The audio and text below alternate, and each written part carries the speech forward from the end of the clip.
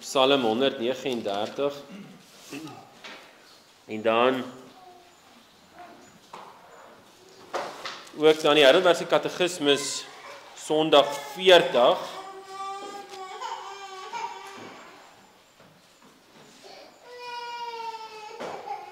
wat handel oor die 6ste gebod. 6ste gebod wat sê jy mag nie doodslaan nie.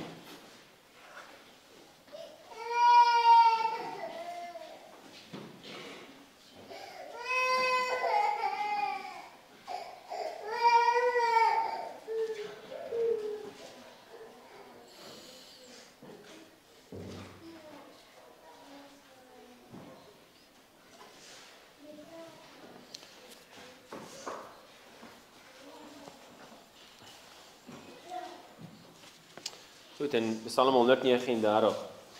Vir die musiekleier 'n psalm van Dawid. Here, U deurgrond en ken my. U ken my sit en my opstaan. U verstaan van ver my gedagte. U deurvors my gaan en my lê en U is met al my weë goed bekend. Want daar is nog geen woord op my tong nie of U, Here, U ken dit geheel en al.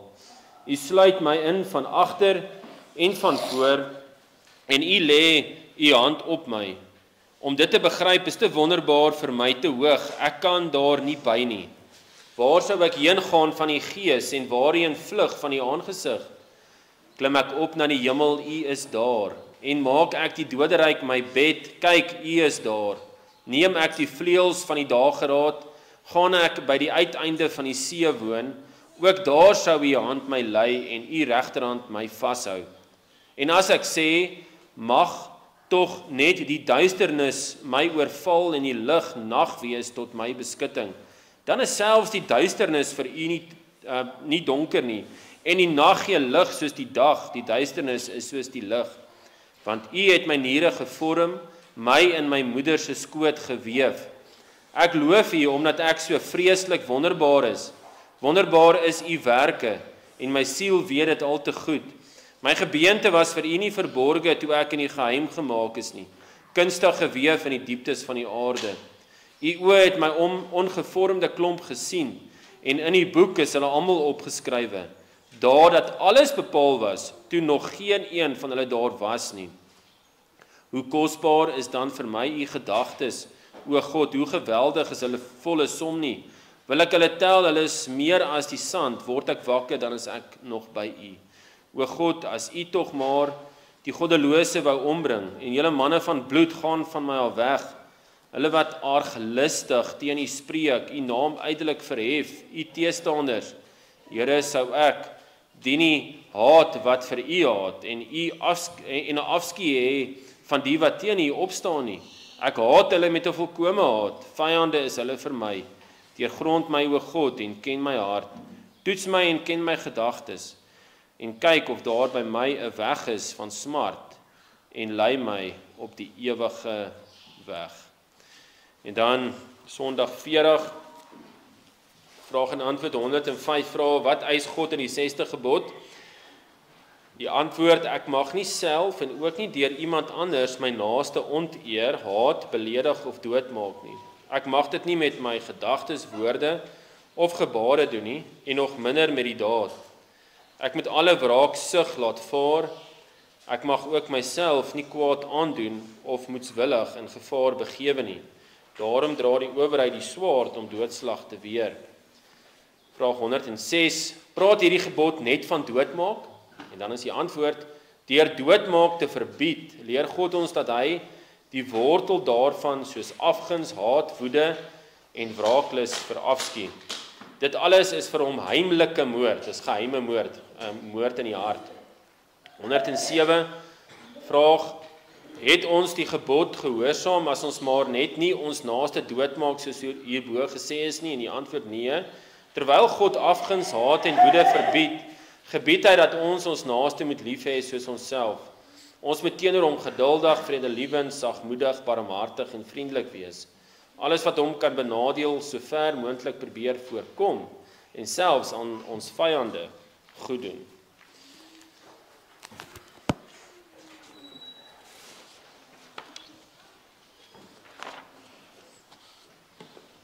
Ons is vanaand by die 6ste gebod, die 6ste gebod van die 10 gebooie, in die 6ste gebod, dan staan dit in Eksodus 20, jy mag nie doodslaan nie. Dit word ook herhaal in die Nuwe Testament. En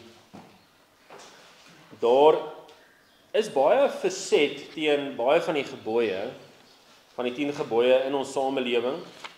En dan gewoonlik sal as jy vir mense vra, mag jy moord pleeg, dan sal mense oor die algemeen self ongelowiges sal sê, ja nee, daai gebod is 'n goeie gebod en dit moenie gebreek word nie. Maar dit is eintlik baie ironies, want dit is seker die gebod wat die meeste oortree word, uiterlik, in ons samelewings, alhoewel mense met die woorde saamstem.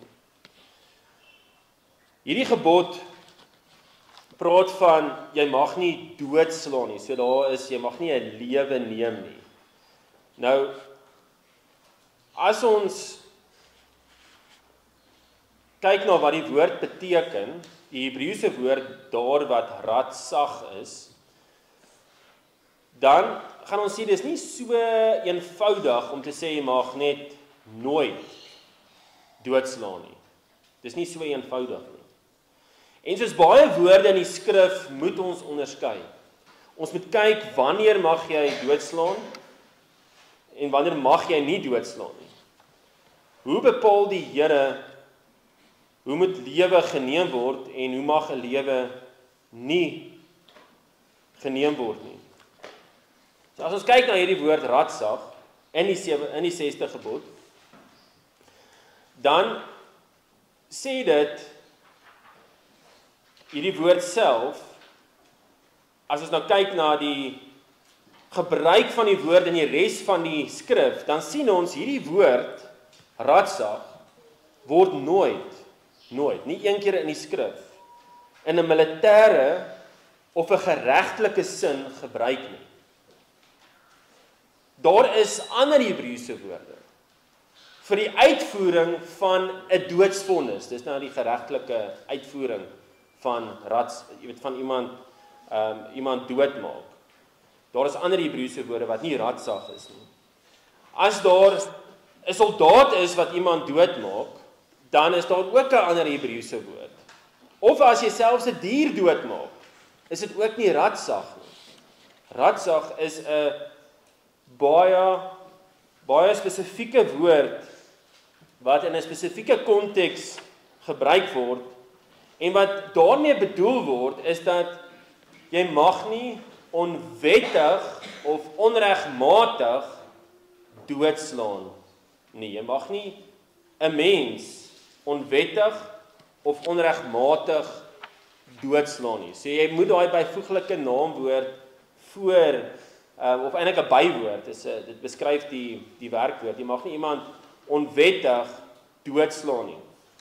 So hier in 1 Konings 21 vers 19 waar dit praat van Agab wat Nabot laat doodmaak het, dan word daai woord ratsag gebruik en jy kan sien daar, dit is 'n onregmatige doodslaan van Nabot wat daar plaasgevind het.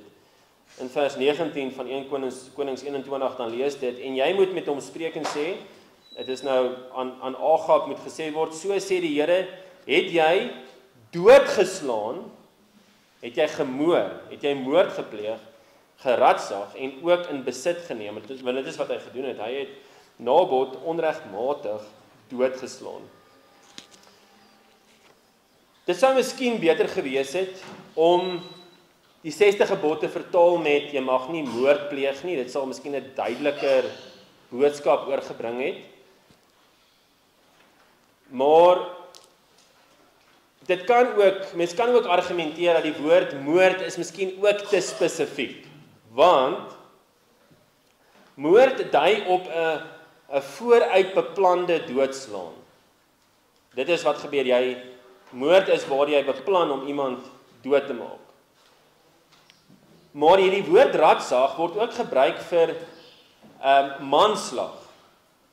Byvoorbeeld as byvoorbeeld of onvrywillige manslag. Byvoorbeeld wanneer jy iemand doodmaak, maar jy het nie bedoel om die persoon dood te maak nie. Dit is sonder opset, daar is nie voorbedagte rade nie. Deuteronomium 4 vers 42 gebruik ook daai woord radsag. So as jy byvoorbeeld iemand per ongeluk doodry, dan word die woord radsag ook gebruik. So daar is daai onvrywillige manslag, maar die vrywillige manslag waar jy besluit het om iemand dood te maak, dit is dan wat ons dan ook sal sê is moord. En Deuteronomium 4 vers 42 dan sê dit hy wat 'n doodslag, dit is 'n radsag begaan het, kan daarheen na die vrystede vlug wat sy naaste sonder opset geradsag het, doodgeslaan het. Terwyl hy hom van gister en eergister af nie vyandig was nie, sodat hy in een van hierdie stede kan vlug en in die lewe bly.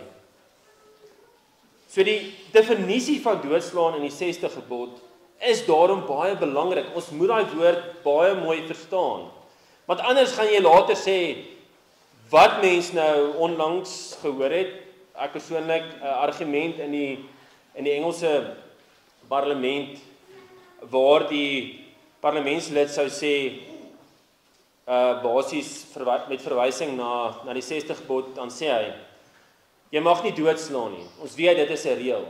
Maar wat van die regering wat kan doodslaan? So daar's uitsonderings. Wat van 'n soldaat wat kan doodmaak? Daar's 'n uitsondering. So hulle praat heeltyd van uitsonderings, maar daar is nie so iets in die 6de gebod nie. Jy praat nie van uitsonderings nie. Die vraag is meer, wat bedoel die skrif met jy mag nie doodslaan nie? Dit is die vraag. Want die implikasie daarvan, as ons nie woorde so onderskei en reg gebruik in die skrif nie, dan is die logiese volgende stap, wel, daarom kan babietjies in die baarmoeder vir gerieflikheidsonthaalwe ook mos doodgeslaan word. En dan kan jy, dis nou eintlik die argument in die parlement op die oomblik in Engeland, dan kan jy ook ou mense doodslaan. So mens moet kyk na hoe die skrif spesifiek die woord doodslaan definieer en wat jy mag doen en nie mag doen nie, sodat ons ook reg ons eie sonde kan leer ken. Maar dit is tog belangrik, as jy iemand byvoorbeeld in jou huis doodmaak nadat hy jou aangeval het, die vraag is, moet jy skuldig voel? Moet jy skuldig voel? Dis eintlik 'n belangrike vraag. Want dan kan jy, as jy skuldig is, dan moet jy jou sonde bely vir Christus, maar as jy nie skuldig is nie, dan is daar niks om te bely nie. Dis 'n baie belangrike ding. Jesus het vir sondes kom sterwe. En natuurlik wil ons dan ook in fyn detail sien waar ons gesondig het, sodat ons dit kan bely. So die 6de gebod verbied onregmatige of onwettige neem van 'n wettige, onskuldige persoon se lewe. So dit is 'n onregmatig, jy mag dit nie gedoen het, dat jy die persoon se lewe neem nie, want die persoon was wettiglik onskuldig. Hy het nie iemand aangeval nie, hy het nie iemand doodgemaak nie, en as iemand kom en hulle maak daai persoon dan dood, dan is hulle besig om die 6de gebod te oortree. Nou dit is die piek van die berg. Okay, so dan sien ons in die res van die Heidelbergse katekismes in hierdie Sondag, dan wys hy presies wat is die implikasies van die 6de gebod selfs in die hart. So, die vraag is seker maar, want die 6de gebod, soos al die ander gebooie, gryp na die karakter van God. In die sin, wat maak dat God doodslaan verbied? Hoekom haat hy hierdie onregmatige doodslaan? Hoekom haat hy moordpleeg? Nou die mens is na die beeld van God geskep. Mens is geskep as beelddraer van God.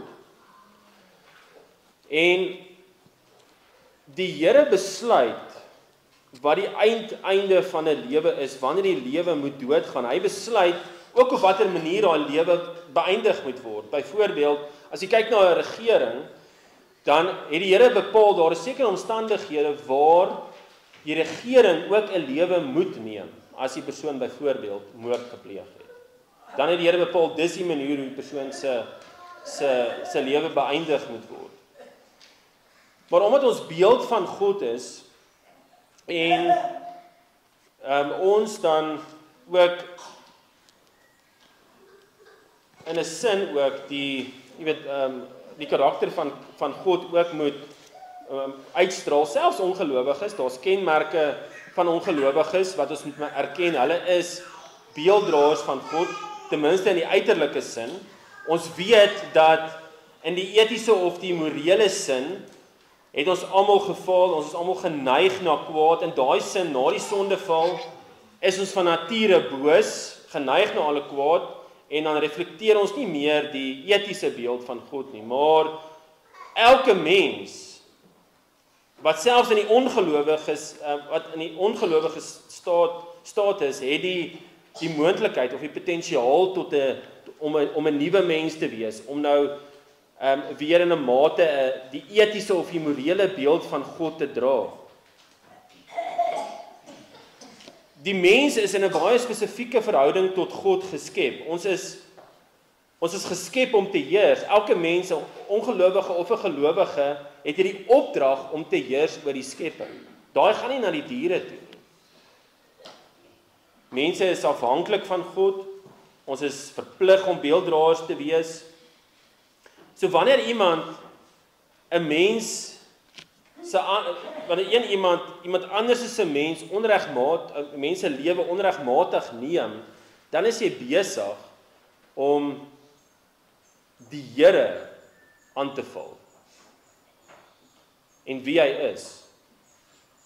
Die lewe behoort aan God. Hy besluit wanneer daardie lewe beëindig moet word. Ons het dit in 139, Psalm 139 vers 16 gelees, waar hy gesê het, daar dat alles bepaal was, toe nog geen een van hulle daar was nie. So, die Here bepaal die hoeveelheid daar.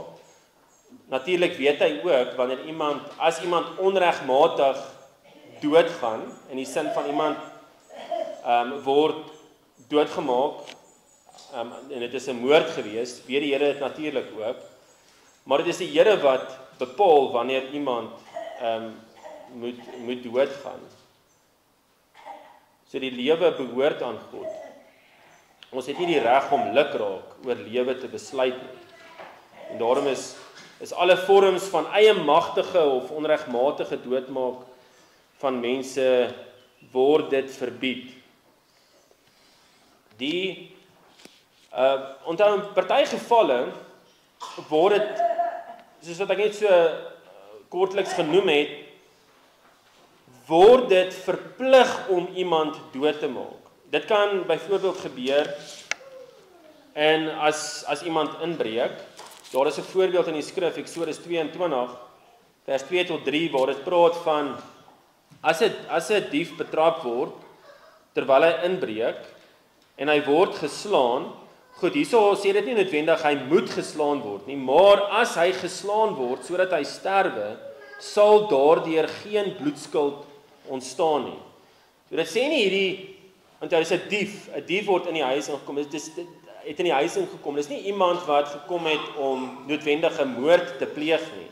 Maar hy word in jou huis betrap en kom ons sê dis in die nag en jy kom hom teë, jy weet nie of hy 'n wapen het nie, jy het 'n wapen en jy maak hom dood, dan sê die Here daar gaan geen bloedskuld ontstaan nie. Maar vers 3 is ook belangrik, as die son oor hom opgegaan het, met ander woorde, as daar 'n tyd verloop het na die inbraak, so kom ons sê jy het hom betrap en daar klim hy die venster uit en daar hardloop hy weg, en jy maak hom dan dood die volgende dag. Jy mag nie dit doen nie. Want dan sê vers 3 van Eksodus 22, dan ontstaan daar bloedskuld. Want dan is jy besig om wraak te neem en dan het jy nie uit selfverdediging die persoon doodgemaak nie. Nou hierdie 6de gebod en hierdie selfverdediging raak aan die hele vraag oor om wapens te besit. Mag gelowiges wapens besit of moet gelowiges juis nie wapens besit nie, en moet hulle op die Here vertrou om hulle te beskerm. Nou, ten minste weet ons, Jesus het selfs vir sy apostels, sy disippels, beveel om swaarde wapens te dra. So dit kan nie absoluut verkeerd wees om wapens te dra nie. Lukas 22 vers 37 tot 39 dan sê dit daar daar was 2 swaarde gewees en volgens Jesus was dit genoeg gewees. So Jesus sê nie julle moenie swaarde saamvat nie, hy sê dis genoeg. 2 swaarde is genoeg vir hierdie situasie. Johannes 18 vers 10. So terwyl Jesus gearresteer word, sny Petrus die oor van een van die dienaars van die hoofpriester af. En dan Lukas 22, Jesus genees die man onmiddellik, daarom vers 51 van Lukas 22, en beveel Petrus om sy wapen weg te sit. Dis nou in Johannes 18 vers 11, dis nou die verloop van die omstandighede. Petrus se eienaarskap van 'n swaard is nie veroordeel nie, slegs die verkeerde gebruik daarvan. Dit is baie belangrik. So iemand mag 'n wapen besit, 'n geweer besit. Dit is eintlik dit sê nie mense moet 'n swaard besit nie of 'n wapen besit nie, maar dit is nie verkeerd om een te besit en dan ook dit te gebruik uit selfverdediging nie.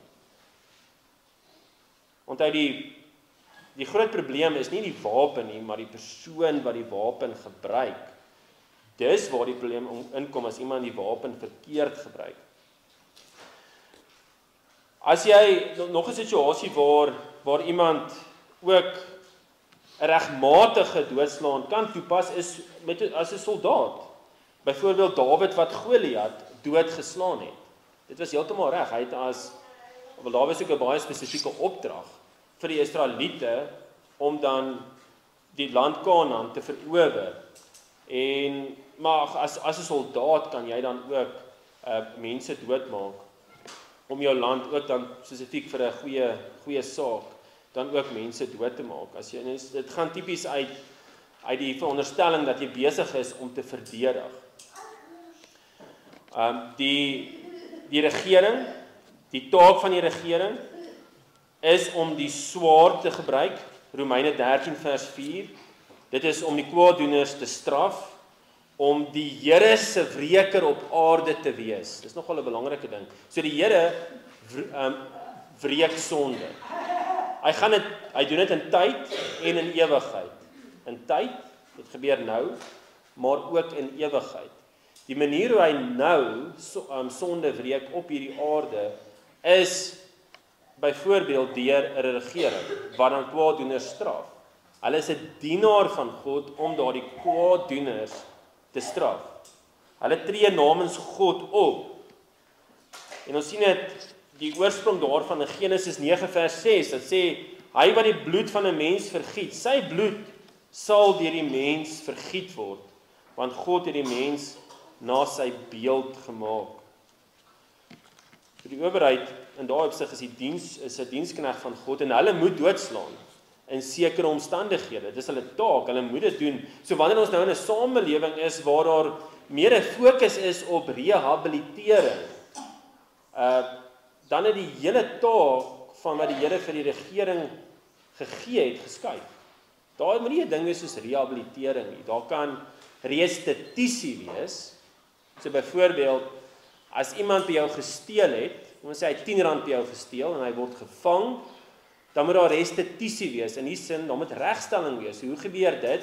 Hy moet byvoorbeeld R40 teruggee, want hy het jou tyd gemors om hom te laat vang en al sulke goeders. En nou sit ons in die situasie omdat die regering nie meer die kwaaddoeners straf nie, maar rehabiliteer. Sit jy met 'n situasie waar die ou steel by jou R10, hy word gevang en in die tronk gesit en dan betaal jy nog dat hy in die tronk is. So jy verloor al die pad met belasting en so aan. So dit is baie sleg as mense en as regerings nie die wette van die Here navolg en dit is sleg vir die hele samelewing. En wanneer die regering net begin straf en hulle taak reg doen en onder andere en spesifiek moordenaars doodmaak, dan is dit 'n afskrikmiddel vir die samelewing. Dit is en onthou dit, die Here kan dit ook as 'n middel gebruik om die mense te herinner aan die wraak van die Here. En dit kan ook as 'n middel dan gebruik word dat mense tot bekering kom, soos hulle die evangelie hoor, want hulle sien sigbaar die Here se wraak. So die Bybelse beginsels vir die regering en wat die regering moet doen, moet gepreek word. Die regering moet daaraan herinner word om te sê, julle is diensknegte van die Here, gehoorsaam hom en straf die kwaaddoeners. Nie rehabiliteer nie, straf. Dit op die Heidelbergse Katekismus se bewoording, het sê daar, daarom dra die owerheid die swaard om die doodslag te weer. Hy dra die swaard om die doodslag te weer. In die sin, dat hy gebruik die swaard, hy straf, en die gevolg is, daar's minder moord in die samelewing. Nou, net voor Romeine 13, waar nou die taak van die regering beskryf, net voor daardie gedeelte, in Romeine 12, dan is dit baie duidelik, dat individue, nie soos die regering nie, mag nie wraak neem nie. Ons het nie daardie taak gekry nie. Romeine 12 vers 19 sê baie duidelik, moenie julle wreek nie, geliefdes, maar gee plek vir die toorn, want daar is geskrywe, aan my kom die wraak toe, ek sal vergeld, spreek die Here. So selfs as daar 'n gruwelike misdaad in jou gepleeg is, en op 'n stadium dan sien jy daai kwaaddoener op die straat, dan kan jy nie wraak toepas nie. Jy kan nie gaan en daai persoon die straf toedien wat die regering moet toedien nie. Ons bid en ons kan die regering vermaan om die regte straf toe te pas, want dit is reg, dit is wat die Here wil hê. Maar as die regering dit nie doen nie, soos ons nou vandag in baie gevalle sien in ons samelewing, die regering doen nie altyd hulle wraakplig nie, dan mag jy nog steeds nie die persoon self as individu mag jy daai persoon gaan straf en wraak neem nie, want dan sê die Here, aan my kom die wraak toe, aan my kom die wraak toe. En onthou, die regering is die diensknegte van die Here om kwaaddoeners te wreek. As hulle dit nie doen nie, dan is hulle ongehoorsaam. Maar dan moet hulle 'n verantwoording doen aan die Here.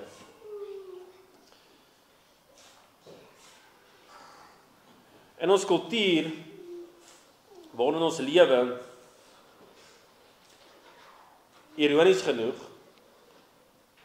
al sê die mense, hulle stem saam met die gebod, is ons in 'n kultuur van dood.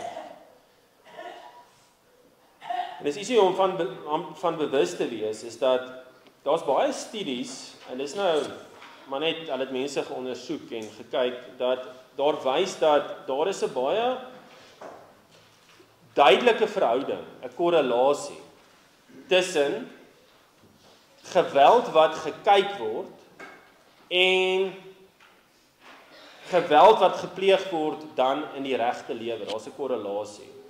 En mens sal sien in die media, omdat dit sensasioneel gedryf word, is daar baie films en rekenaarspeletjies wat baie gewelddadig is. En dit stomp mense se gewete af. En dan het jy die gevolg dat mense nie meer ander mense as beelddraers van God sien en lewe as waardevol sien nie, want jy is besig om gevoer te word met lewe is eintlik niks werd nie. In die rekenaarspeletjies skiet jy net mense dood en is asof jy maar net dit vir enige rede kan doen solank jy net die speletjie wen. So mense moet baie pas op daarvoor dat ons onsself en ons kinders nie aan geweld blootstel dat hulle gewete afgestomp word nie. Onthou, ons is in 'n kultuur van dood. Die kultuur gee nie om dat onskuldige babietjies doodgemaak word nie. Hulle gee nie om daaroor nie. Hulle gee nie om die babietjies te gebruik vir navorsing of selfs vir vuilmiddels nie. Dis wat gebeur.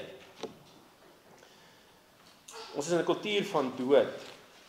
Die wêreld daar buite is afgestomp tot die werklikheid van dat elke mens in die beeld van God geskape is.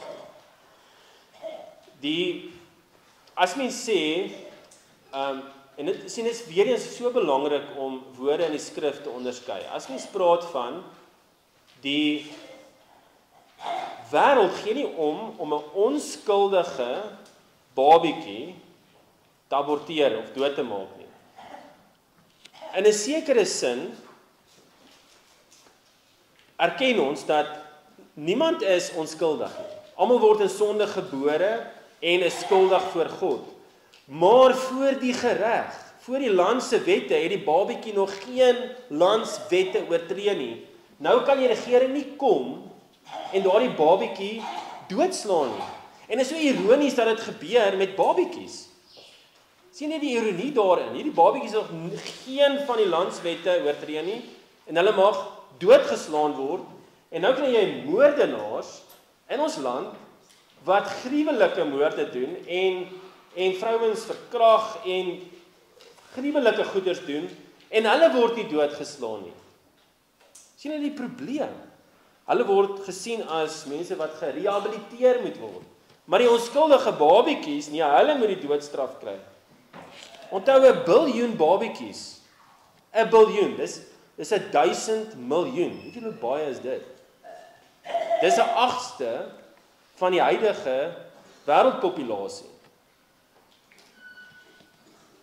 Is die laaste 100 jaar doodgemaak. Dis geregistreerde aborsies. Dit is 'n kultuur van dood. Psalm 139 beskryf so mooi hierdie ontwerp van die babietjie en die pragtige skepping daar in die baarmoeder. Dit sê daar vers 14, ek loof U omdat ek so vreeslik wonderbaar is. Wonderbaar is U werk en my siel weet dit al te goed. Vers 16, U oë het my ongevormde klomp gesien en in U boek is hulle almal opgeskrywe. Vers 17, hoe kosbaar is dan vir my U gedagtes, o God, hoe geweldig is hulle volle som nie.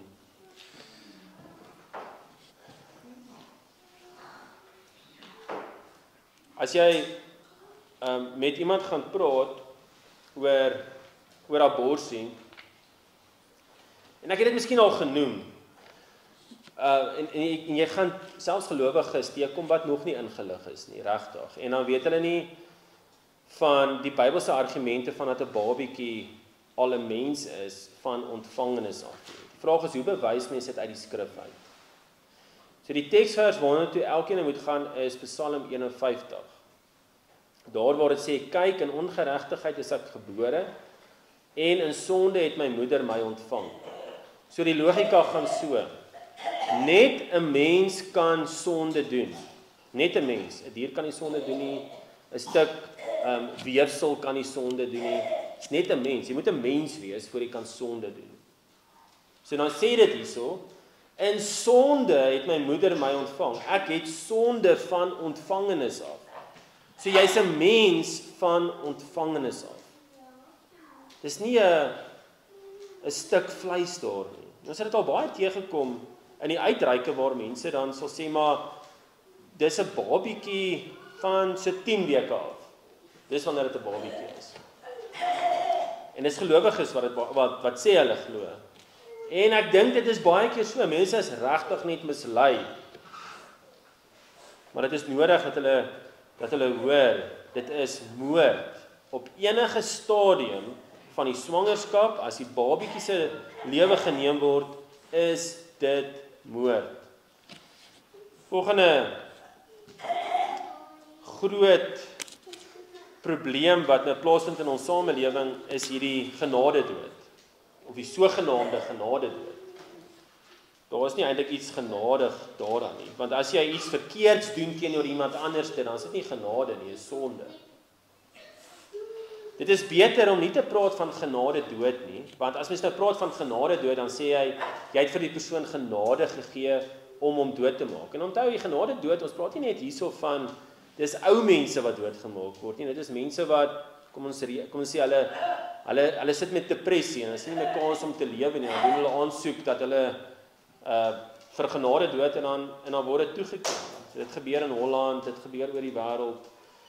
Dit is wat gebeur. Dit gebeur. Dis beter om te praat van geassisteerde selfmoord. So die persoon is besig om selfmoord te pleeg en iemand help hom om die selfmoord te pleeg. Dis wat daar gebeur. Partykeer is dit werklik net moord. Partykeer word daar net gesê, wel, hierdie ou mens, kom ons sê, hy is nie by sy sinne so lekker nie, hy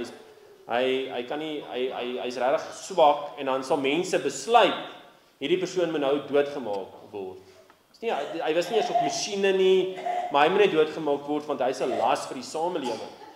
En die argumente wat gewoonlik gegee word, is ietsie soos, ja nee, kyk, as ons nou, as ons nie mense doodmaak, babietjies doodmaak, en ou mense doodmaak, en so aan nie, dan gaan ons hierdie groot probleem hê van oorpopulasie. Dis die argument wat gegee word, onder andere. Maar dit is iets afskuweliks wat nou plaasvind. Natuurlik is daar daai etiese vraag, wanneer 'n geliefde daar aan die masjiene is, en moet jy die masjiene afsit of nie afsit nie, is jy besig om geassisteerde selfmoord te pleeg. Nou, moet ons die een vraag kan wees, moet ons die persoon aan die lewe hou, of kan ons maar hierdie ou persoon maar doodmaak? Nou, hierdie is nie die enigste opsies nie. Ons onderskei tussen om iemand dood te maak, en om iemand wat besig is om dood te gaan, te laat doodgaan. Met ander woorde, daar is 'n verskil tussen om iemand se lewe te beëindig, en om die behandeling te beëindig. So jy kan die behandeling eindig. En natuurlik, daar is groot gesprekke wat moet plaasvind hier, want ons moet mooi bepaal, wanneer is dit selfs reg om die behandeling te beëindig. Maar ten minste moet mense daai onderskeid tref tussen om iemand se lewe te neem en om die behandeling te beëindig.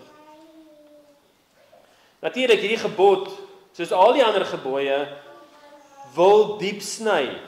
En dit sny tot in die hart. Dit gaan nie net oor hierdie sigbare fisiese doodslaan nie.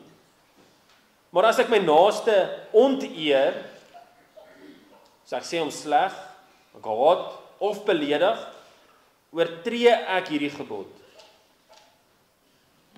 In Spreuke 12 vers 18, dan sê dit hierdie treffende oor ons tonge wat mense doodmaak. Het sê, daar is een wat onverskillige woorde uitspreek, soos swaardsteke. Swaard, as jy dink aan 'n swaard, word dit gebruik om iemand seer te maak en selfs dood te maak. As mens nou dink aan die regering, het die swaard, om die kwaaddoeners te straf, 'n swaard, is nie daar om iemand te kill nie, dis om iemand seer te maak, en dit is spesifiek dan om iemand dood te maak. As jy nou moet self verdedig, of uit die regering se perspektief uit, kan jy dit gebruik om iemand dood te maak. En nou word dit beskryf in Spreuke 12 vers 18, onverskillige woorde is so swaardsteke. So dit is hoe gevaarlik ons woorde is. Dit is karaktermoord. Wanneer ons iemand met ons woorde beledig in 'n gesprek of in 'n koerant, as ons iemand se goeie naam skade aandoen, nie sy naam probeer beskerm nie, om die vuis vir iemand te bal deur gebare, as jy nou jou vuis opsteek na iemand en maak asof jy die persoon wil slaan, dan dit is ook doodslaan, maar nie in die sin van dat dit nou met die dood gestraf gaan word nie, maar uit die Here se oë uit is daardie dade ook moord. 'n Goeie vraag, en dit kom baie keer, is in die psalms, dan praat mens van die wraakgedeeltes in die psalms, en ons het daarvan gelees. Psalm 139, vers 19, dan sê dit, o God, as u tog maar die goddelose wou ombring, en julle manne van bloed, gaan van my af weg, hulle wat aarglistig teen u spreek, u naam uitelik verhef, u teestanders, Here, sou ek die nie haat wat vir u haat en 'n afskeid hê van die wat teen u opstaan. Ek haat hulle met 'n volkome haat. Vyande is hulle vir my. Daai is nogal, dis in die wraakgedeeltes in die Psalm en omtrent 20%, 20-30% van die psalms is wraakgedeeltes. En dis een van die uitdagings met die Kloete Psalm beruimings is dat daai wraakgedeeltes uitgehaal is. Die vraag is, wat moet ons daarmee maak? Is hierdie wraakpsalms reg? Kan ons sê dan aan die een kant, soos wat ons hier in die 6de gebod se uitleg verstaan, dat ons nie ons moet nie wraaksug hê nie. Ons moet ons vyande lief hê, soos Matteus 5 vers 44 ook sê. Maar dan aan die ander kant, dan sê dit hierso, hierdie psalmdigter, hy haat die wat vir u haat. So aan die een kant mag jy nie haat nie, aan die ander kant moet jy haat. So hoe moet ons hierdie verstaan? Nou ten minste sien ons ook in Jesus se uitsprake, byvoorbeeld in Matteus 23, die wee-uitsprake. Hy sê, veroordeel is julle. Dis oordeel uitsprake, dis wraak-uitsprake wat Jesus daar uitgespreek het. Dink aan Paulus se uitsprake daar in Galasiërs 1, jy weet, hy verwerp hierdie mense basies wat sê dat wat Jesus ontken en sy werk ontken. So hoe dink ons oor hierdie psalms? En aan die een kant moet ons onthou dat die Here is die ene wat wraak neem. So ons bid eintlik dat die Here se geregtigheid sal seëvier. In daardie sin wil ons hê daar moet wraak toegepas word oor alle goddeloosheid. En ons wil hê die sonde en die rebellie moet vernietig word en die mense wat teen die Here rebelleer. So dis heeltemal reg. Dis heeltemal reg. Aan die ander kant, wanneer ons met iemand werk wat 'n vyand van die Here is, dan in die een sin weet jy ook, jy kon ook daar gewees het as dit nie vir die Here se genade is nie. So jy moet altyd lief wees vir jou naaste, die wat oor jou pad kom, moet jy voor lief wees, maar dit wat hulle doen, moet jy veroordeel. En onthou, daai sonde gaan ook toegepas word op daardie persoon in ewigheid.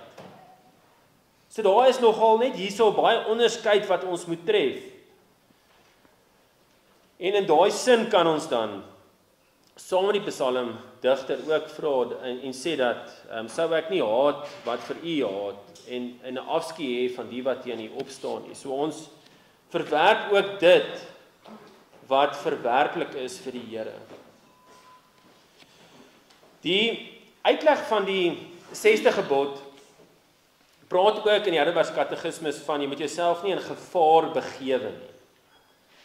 Jy moet jouself nie in gevaar begewe nie.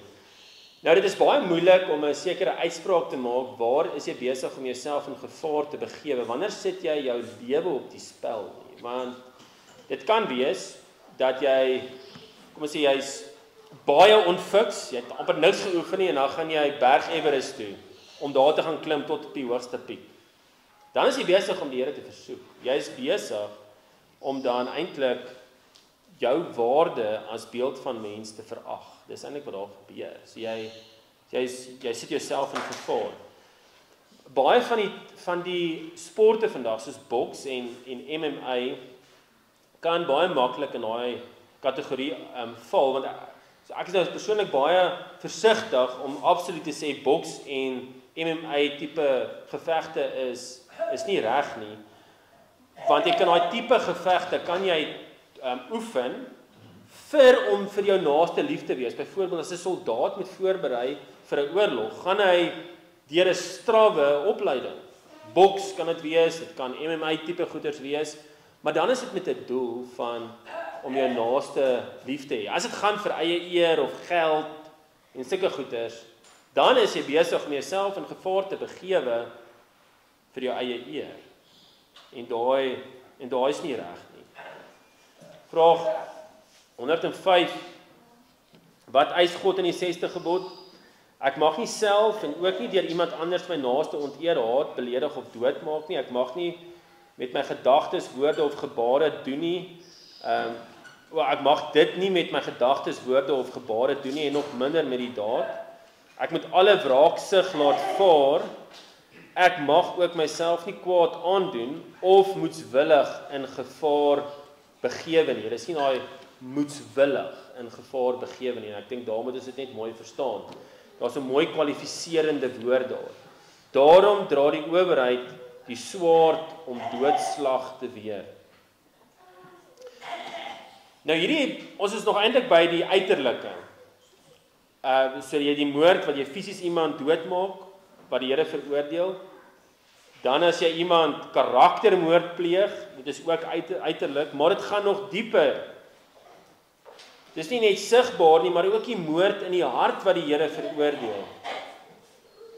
In Johannes 3 vers 15 praat van selfs die haat wat 'n mens koester teen 'n medegelowige word as moord geklassifiseer. Elkeen wat sy broeder haat, is 'n moordenaar. En julle weet dat geen moordenaar die ewige lewe as iets blywends in hom het nie. Jy het al die term gehoor, if looks could kill. If looks could kill. Dit is die 6ste gebod oortreding. Dit is om iemand met jou oë en gedagtes te wil doodmaak. Natuurlik sal die persoon sê, sal ons sê, ek wil nie regtig die persoon doodgemaak het nie. Maar as jy daardie persoon verag en hom as niks sien, in die sin dat jy eintlik wens hy was dood, of selfs as jy geïrriteerd word, ons sê baie keer, hierdie persoon irriteer my, dan moet mens baie versigtig wees. Want dit kan wees dat ek op daai stadium nie die persoon sien soos wat die Here wil hê ek moet aan die persoon kyk en dan is ons besig om nie daai persoon lief te hê nie, maar in ons harte daai persoon dood te maak. En so verwoord die Heidelbergse Katekismus dit sê, praat hierdie gebod net van doodmaak, dis nou sigbare fisiese doodmaak. Deur doodmaak te verbied, leer God ons dat hy die wortel daarvan, soos afguns, haat, woede en wraaklus verafskie. Dit alles is vir hom heimlike, dis in die geheim moord. Dis die moord van die hart. So die Here sê ook dat hierdie hartsonde word ook veroordeel. So ons kan nie anders doen nie, wanneer ons na hierdie gebod kyk en ons meet onsself teen die uitleg van hierdie gebod in die res van die skrif, dan sien ons val baie erg in hierdie gebod. Ons is liefdeloos teenoor ons naaste. Ons het ook hierdie belydenis nodig, konstant, dat Jesus ook vir my hartsonde daar in die kruis gesterf het. Maar hierdie gebod stop nie net by die negatiewe, dit wat jy nie mag doen nie, maar dit sê ook verder, jy moet sekere dinge ook doen. En onthou, 'n gebod beteken mos gebied, daar's dinge wat jy moet doen. Jakobus 4 vers 17 sê, wie dan weet om goed te doen en dit nie doen nie, vir hom is dit sonde. Ons word in hierdie gebod, omdat ons nou sien die waarde van 'n mens, dat jy nie 'n mens mag doodslaan nie, dat ons ook 'n menselewe wil en in sekere omstandighede moet beskerm waar ons kan. As die Here iemand roep, kom ons sê tot die omstandighede waar iemand selfmoord probeer pleeg en jy nou 'n situasie is en jy weet dit is nie reg vir daai persoon doen nie, dan moet jy goed doen in daardie omstandighede. En natuurlik is net jy teenoor die Here aanspreeklik in daai omstandighede, maar dan moet jy probeer daai persoon oortuig om nie hierdie slegte ding te doen nie. Onthou, mens sê nie noodwendig, en dit moet ook gesê word, as iemand selfmoord pleeg, dis nie noodwendig dat mens sê daardie persoon gaan absoluut hel toe nie, want dit kan wees in daai oomblik, en dis maar net een opsie, in daai oomblik van selfmoord het die persoon tot bekering gekom. Dis baie moontlik. So ons gaan nie sê iemand wat selfmoord pleeg is absoluut verlore tot in ewigheid nie. Maar jy gaan sê selfmoord word deur die Here veroordeel.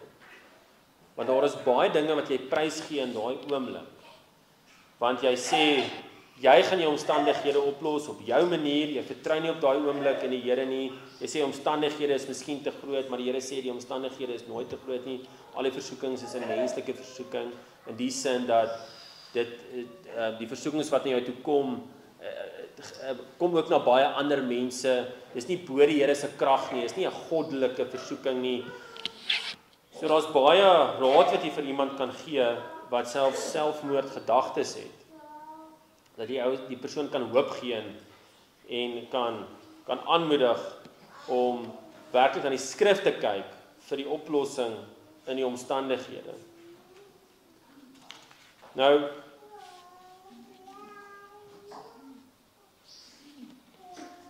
die skrif leer dat ons ou mens is gekruisig om goed te doen. En dit pas nou in, daai stelling pas in by daai Jakobus 4 vers 17 waar dit sê, wie dan weet om goed te doen en dit nie doen nie, vir hom is dit sonde.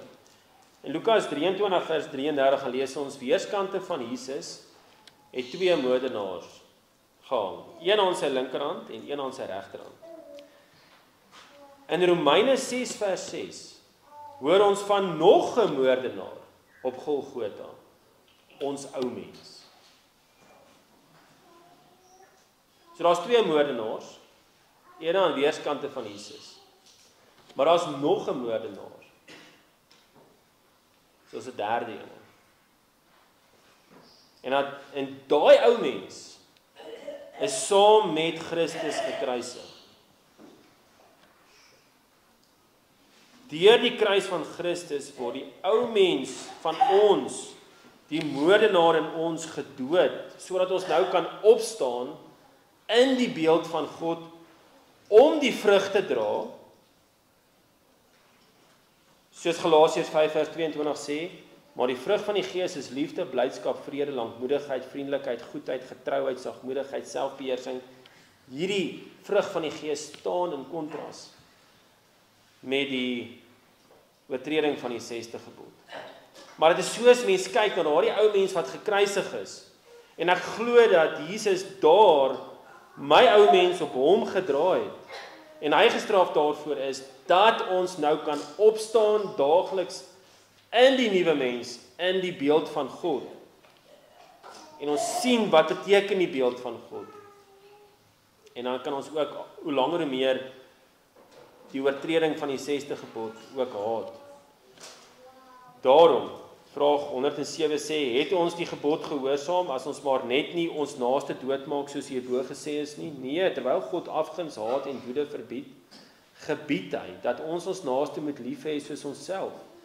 Ons moet teenoor hom geduldig, vredelievend, sagmoedig, barmhartig en vriendelik wees. Alles wat hom kan benadeel, so ver moontlik probeer voorkom, en selfs aan ons vyande goed doen. Jesus het kom doen wat ons nie kan of kon doen nie, sodat ons nou kan begin doen wat hy gedoen het. En dit is om tot die Here se eer te lewe. Hy was gemartel, versoek, sonder dat hy sy meer verloor het. En so was hy 'n volmaakte offer vir ons moord van ons harte en ons gedagtes, en selfs ons dade. En daarvoor prys ons die Here. En wanneer sondaars daai bely, dat Jesus vir jou moord kom sterf het, en dit glo, dan is dit die aktivering tot om nou vir die Here te lewe, en hierdie 6de gebod te begin gehoorsaam. Kom ons bid.